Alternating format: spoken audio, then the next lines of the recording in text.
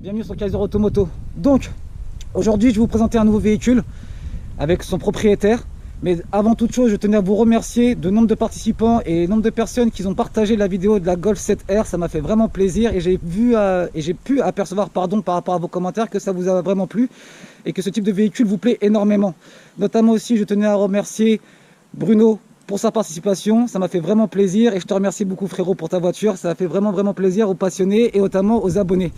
Notamment aussi, je tenais aussi à rajouter une chose. Je tenais à vous remercier des personnes qui ont partagé toutes mes informations sur mon Instagram, ça fait vraiment plaisir. Et aussi, j'ai aussi beaucoup écouté les commentaires par rapport aussi à tout ce qui est la conduite en simulation sur Gran Turismo Sport, sur la PS4 bien sûr. Ça vous a beaucoup plu, donc je ferai une autre vidéo à ce sujet-là. Donc, là aujourd'hui, il est là le frérot. Ça va ou quoi? Tu vas bien? Tranquille? Donc aujourd'hui, tu vas nous présenter quoi? Petite 318 Ti. Ouais.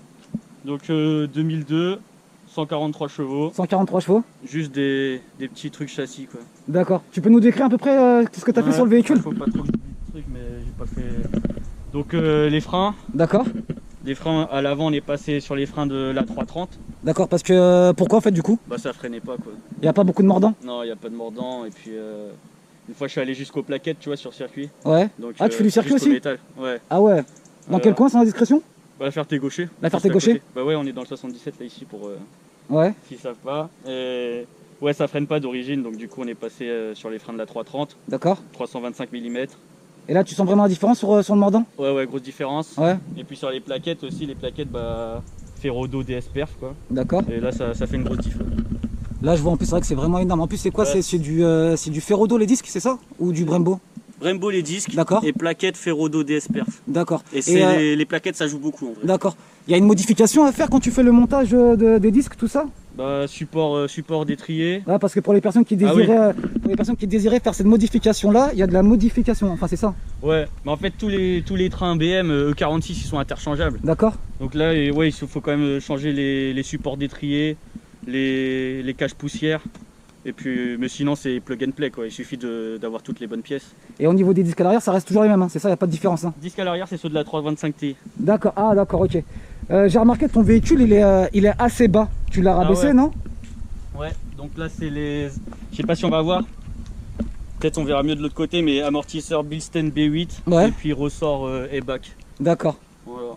Et au niveau derrière aussi, hein, c'est ça? Il y a eu, ouais, devant derrière. Bah, là je vais juste faire un peu le tour du véhicule pour que les gens puissent voir. Donc le véhicule se présente comme ça. Moi je trouve ça super beau. C'est un véhicule que j'aime bien. Car en fait, bon, comme vous avez pu apercevoir lors de ma présentation d'ouverture de chaîne, que l'aventure commence, vous avez pu apercevoir qu'au fond de moi il y avait un véhicule, c'était une BMW 46 coupée. C'était la mienne, mais bon, là je l'ai vendu, mais je vais repartir sur quelque chose de plus gros pour l'année prochaine. Et le propriétaire, maintenant le nouveau propriétaire de mon ancienne voiture, il en est satisfait et elle va bientôt revenir sur ma chaîne pour que je puisse vous la présenter en détail avec lui en tout cas. Et pour en revenir, donc avant que j'achète la E46 coupée de 2004 phase 2, je partais à la base sur un compact pack M. Bon celui-ci c'est pas un pack M, mais je trouve qu'il est beau.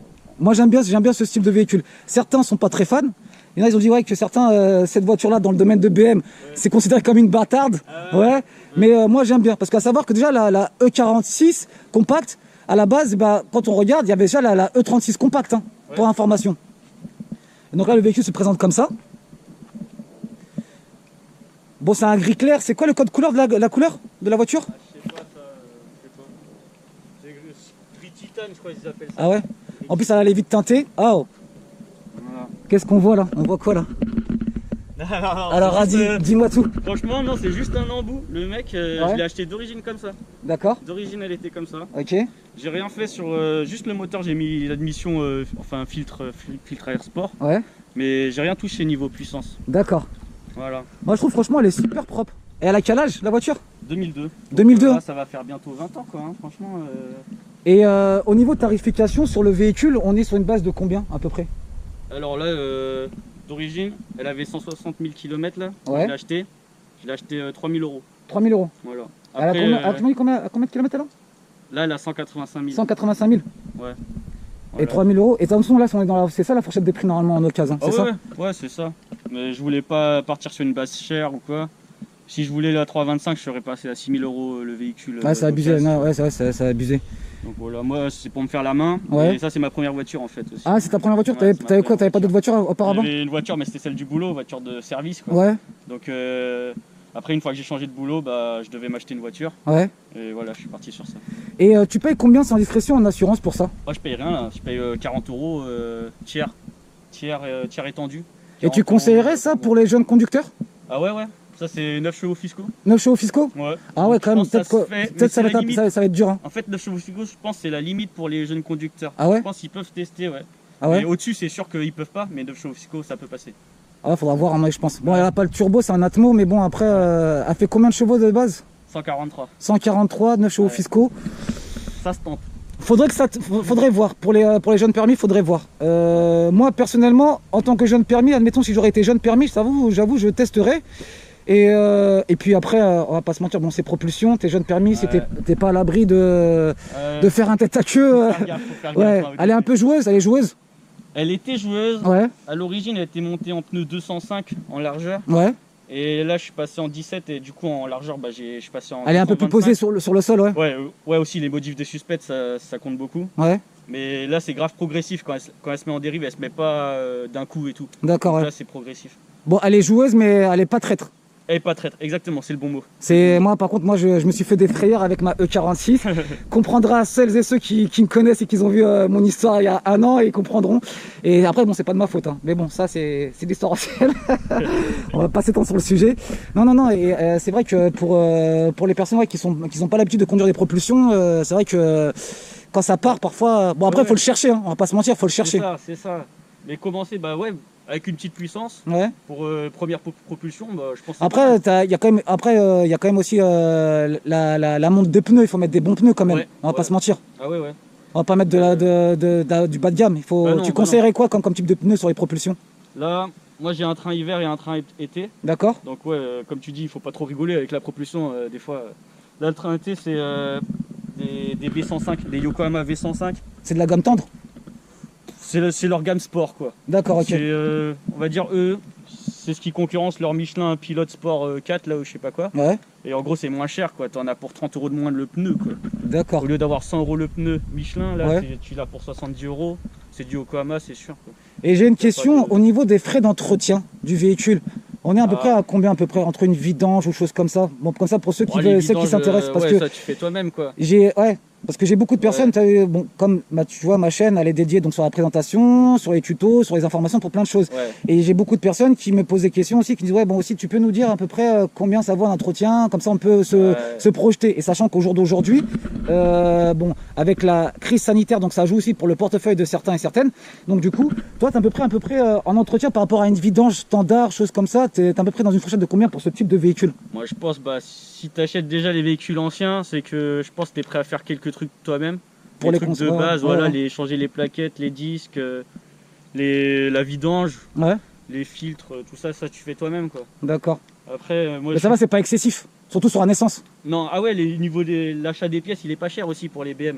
Ah, quoique, ça dépend. Pour les E46, tu vois, c'est un modèle. Là, on est sur un modèle entrée de gamme quoi. Ouais. Donc c'est pour ça les pièces sont pas chères non plus. D'accord. Si je prenais les plaquettes par exemple d'origine, c'était 24 € le jeu de plaquettes avant quoi. Ah ouais, ok, d'accord. Voilà, ça vaut. Mais grosso modo, on se retrouve économiquement quand on fait un entretien soi-même, c'est ça? C'est pas quand tu vas au garage. Au garage, par contre, ils vont t'allumer. Là, tu douilles hein, chez BM. Là, grosso modo, une vidange pour celui-ci, ça coûte à peu près combien la vidange, tout ça, à peu près je sais pas en vrai, je vais pas chez BM quoi. Non, mais quand tu fais toi-même ta vidange, admettons. Ah bah ça me coûte 70 balles, 80 balles 35 € le bidon de 5 litres d'huile là. Ouais. Et puis c'est tout. Si tu changes les bougies ou choses comme ça pour les bougies c'est 100 balles les bougies quoi. 100 balles. Les 4 bougies c'était 100 balles. Ah, t'as pris quoi comme type de marque en plus d'ailleurs? NGK. NGK. Ah ouais, c'est de la bonne cam. On va faire un tour à l'intérieur? Allez, c'est parti. Tu me permets? Ah ouais, pas mal. Donc là, tu peux nous dire un peu ce que tu as fait? On a mis un petit baquet parce que c'est obligatoire. Quand tu fais du circuit, pour être maintenu, tu vois, t'es obligé de mettre un baquet quoi. D'accord. Donc un petit Sparco. Ouais. En soi, le Sparco il coûte pas cher, il coûte pas cher, il coûte quand même 300 €. Ouais. Mais genre là, c'est la métallerie qui coûte cher, genre ça c'est. Le rail. Ouais, les rails, le support. Parce que en fait, moi, je voulais adapter. C'est ça, t'as dû adapter. Ouais, tu vois, moi je voulais faire un truc propre, je voulais pas percer dans le métal là, ou dans la moquette. Je voulais faire un truc propre. Ouais. Du coup, le support c'est 100 €, les glissières et 100 ça, €, ok. c'est 100 €. Au final, ça te revient à 500 € d'installer un Et siège. en plus, surtout, ce que je remarque, comme tu as mis l'extincteur, franchement, c'est bien. Moi, je vous conseillerais les personnes que vous avez des diesels ou des essences, ou peu importe, c'est bien d'avoir un extincteur dans la voiture parce que vous n'êtes pas à l'abri que, pas que votre voiture, qu'un jour vous êtes sur la route et qu'il y a quelqu'un qui a un début d'incendie sur son véhicule. Franchement, ça sert. C'est bien d'avoir un petit extincteur sur le coude.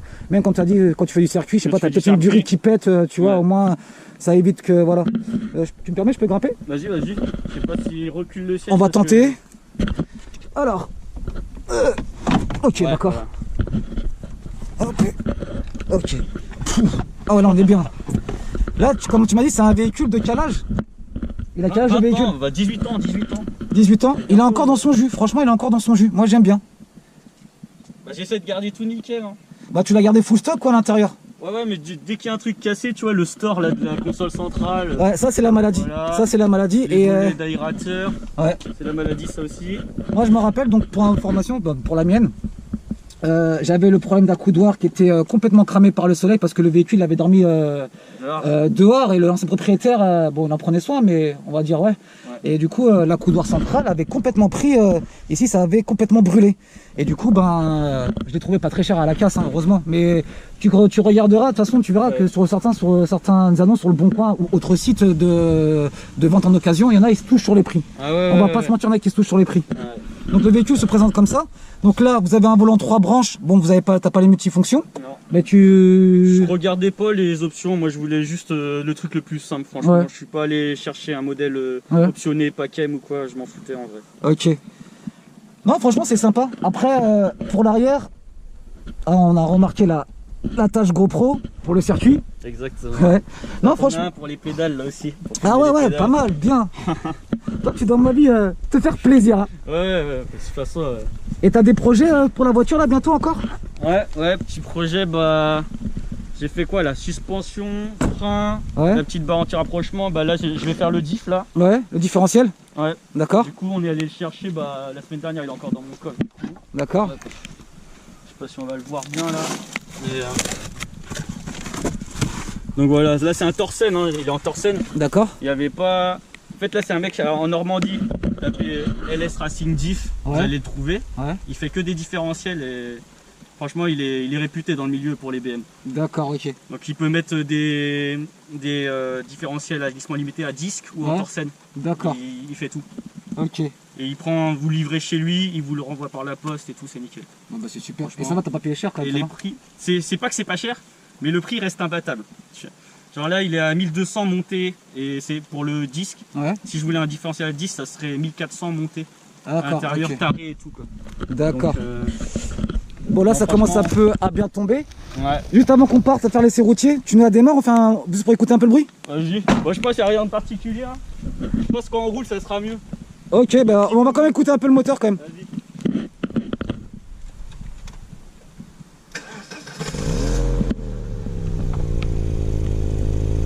Ça fait des petites accels. Un petit coup de gaz.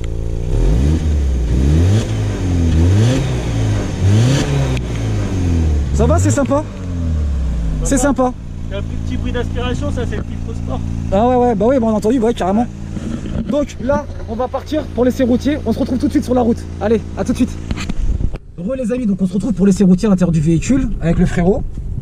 Donc, pour information, je tenais à faire un rappel. N'oubliez pas de porter votre masque. On en a vraiment besoin. Il faut vraiment mettre le masque pour protéger les autres, celles et ceux qu'on aime, nos familles, nos amis et le monde qui nous entoure. Au jour d'aujourd'hui, la pandémie est en train de revenir en masse. Là, on est en train de se manger une deuxième vague. Je fais un rappel. Je fais un rappel d'abord pour moi, comme pour vous et pour tous ceux qui nous regardent. N'oubliez pas de porter votre masque, de bien faire les gestes barrières, se désinfecter les mains et de moins côtoyer les gens et moins de vous retrouver gros groupés. Je fais un rappel, comme on dit, vaut mieux pour prévenir que guérir. Tu valides ou pas? Exactement. Sur celles et ceux qu'on aime, franchement, si on peut les protéger, et ben d'abord, il faut qu'on se protège d'abord nous en premier. Mais bon, maintenant, on va faire le petit essai routier. C'est parti. À droite. Oui. Et ça va, t'es vraiment satisfait du véhicule depuis que tu l'as? Ouais. Hein? Bah nickel, hein, franchement. Après il y a la puissance, forcément 140 chevaux tu t'y fais vite. Ouais. Après en l'achetant tu savais déjà, tu vois 140 chevaux, tu savais que c'était la puissance d'une familiale D'accord. de toute façon. Donc c'est pas là que je m'attendais à trouver le plaisir quoi. Ouais. Voilà, moi je m'attendais à le trouver dans la propulsion, quoi, comment ça bouge. Bon, après j'ai été un peu, j'avoue, déçu du freinage BM, hein. C'est pour ça que je suis passé, je savais pas que ça tiendrait pas à ce point là. Mais là, je pense que je l'ai faite comme elle devait sortir à l'époque, tu vois. Bah, moi personnellement, je trouve que la voiture, elle est vraiment saine et elle se comporte super bien. Même si c'est un atmosphérique, elle a de la patate. Ouais, tu vois, les gens, souvent, bon, moi, je vais pas te mentir, et souvent que les gens crient au scandale, moi je suis un pro turbo diesel. Bon, après, peut-être que je vais vendre mon âme au diable. Mais bon, ça dépendra. On me dit, ouais, il faut que tu passes sur essence. Mais ça dépendra. Tout dépendra de l'occasion que je vais trouver l'année prochaine. Mais il y a des essences, c'est vrai, qui m'ont scotché. Il y a des essences qui m'ont vraiment scotché. Il y en a certains qui marchent très fort d'ailleurs. Même sans turbo, tu as des simples moteurs atmosphériques, hein, essence sans turbo qui marchent super fort. Hein. Ah ouais, non, ça... Bon, après, chez BM, pas forcément, t'as la M346. Bon. Après, celui-là, tu vois, il a le petit charme. Attends, je te disais le bruit, tu vois. Mais quand tu vas dépasser les 3000, il y a un petit bruit, quoi, tu vois. Et en plus, là, on ressent bien le freinage du 330. Franchement, ça freine super fort. On est sur la pluie, hein. Ah, bah oui, c'est ça. Et en plus, tes gommards, ils sont bien, hein. Ah ouais, non, mais c'est Yokohama V105, je te dis, ça tient bien. Juste le stop, là. J'ai le stop, j'ai vu. Et non, franchement, c'est bien. Et pour une voiture qui a plus de 10 ans, elle se comporte super bien. Est-ce que au niveau du châssis, t'as pas eu de soucis depuis? Rien de particulier à signaler, non? Non, franchement, tout est nickel. Les freins sont bien tenus. Les suspensions, je me demandais si ça serait trop ferme ou pas. C'est la première fois que je modifie. Là, droite ici. C'est la première fois, tu sais, que je modifie une voiture ou quoi. Ouais. Du coup, je me demandais si ça serait pas invivable au quotidien, le baquet, les suspensions, les ressorts. Ouais. En fait, même je la trouve pas assez ferme, tu vois, finalement. Non, ça va, franchement, elle est pas ferme, elle est pas casse d'eau, tu vois. Elle a pas genre, on va aller complètement tout à gauche, tout au fond, on va passer par la zone industrielle. Ok. Non, elle est pas tape-cul comme on dit. Ouais. Après, bon, là, je suis sur le siège d'origine, hein, on va pas se mentir, je suis sur le siège d'origine. Mais après, je sais pas. J'aurais été dans le siège baquet, peut-être j'aurais dit autre chose, mais non, mais je pense que non, il a l'air bien molletonné déjà le siège baquet. Il est pas si sec que ça. Bah là, je t'avoue, j'avais un peu appréhendé le siège baquet. Ouais. Mais tu sais, maintenant je pars en vacances et tout avec. Ouais. Donc ça me gêne absolument pas. On va aller tout droit. Je peux te faire des. J'étais où? J'étais allé à Nice et tout. Bon bah voilà quoi. En voiture. Donc non, finalement siège baquet. Et au niveau consommation, t'es à peu près, tu fais combien de kilomètres avec un plein? Ah, pas beaucoup là. Ah ouais? Là tu vois, je suis à en 9... roulant régulièrement, tranquillement. Voilà, là tu vois, je suis à 9 litres 7. Ouais. Si tu roules sur l'autoroute à 110, tu arrives à aller dans les 8 litres à 110, si tu roules à 110. D'accord. Donc ça dépend les gens comment ils cherchent sur l'autoroute. Mais moi je suis 9 litres, plus 9 litres, ça fait pas beaucoup. Ah ouais, ça va. Ça va, tu trouves? Bon, après, ça aurait été le 325i ou le 330ci, ou là, t'aurais été bien plus, hein, je pense. Hein, ouais. Et au niveau bobine d'allumage, t'as pas fait de modification? C'est bobine d'allumage d'origine? D'origine, j'ai juste changé les bougies pour parce qu'à un moment, il y avait une bougie qui marchait plus trop bien, tu vois. Ouais. Mais là, du coup, il y a juste les bougies que j'ai changées. Et puis pour l'instant, pas de problème. Donc, on va repasser par là, juste en face, là. Juste en face, là, à droite. Ah, ok. Et pour le projet de ton véhicule là, concrètement là, est-ce qu'il va y avoir de l'évolution? Tu vas refaire encore un autre truc, ou là pour toi tu es presque à la fin de ton projet? Bah le différentiel déjà c'est, je pense on touche à la fin. Ouais. Je me tâte pour les barres anti-roulis. D'accord. Mais je pense c'est déjà pas mal en vrai. Pour toi t'es arrivé à la fin de ton projet? Ouais, on peut toujours faire plus, tu vois, sur une voiture, tu vois, comme mettre les étriers, là, mettre des étriers fixes. Ouais. Comme ça se fait sur les E46, là, des étriers de Porsche, là. D'accord. Mais je trouvais que ça valait pas la peine pour un 140 chevaux. Ouais. En fait, là, je trouve que la prépa, elle est homogène, quoi. C'est ce qu'on attend. Pour toi, c'est ce qui correspond le plus. Voilà, 140 chevaux, on attend d'avoir un freinage comme ça, mais on va pas mettre un freinage d'une voiture qui a 200 chevaux, quoi, dessus, quoi. Ouais. Donc... non, je pense que là on arrive au bout, c'est homogène, voilà. Un petit Torsen, voilà, et ça sera la fin, quoi. Après je l'entretiens et ça sera fini, quoi. Ouais. Mais en tout cas, moi personnellement, elle me plaît beaucoup ta voiture parce qu'elle est simple, mais elle te ressemble. Franchement, elle te ressemble vraiment. Elle te correspond. Moi j'aime bien. J'aime bien, exactement. Après, j'aurais préféré que ce soit un diesel. Parce qu'il y a le turbo derrière qui suit.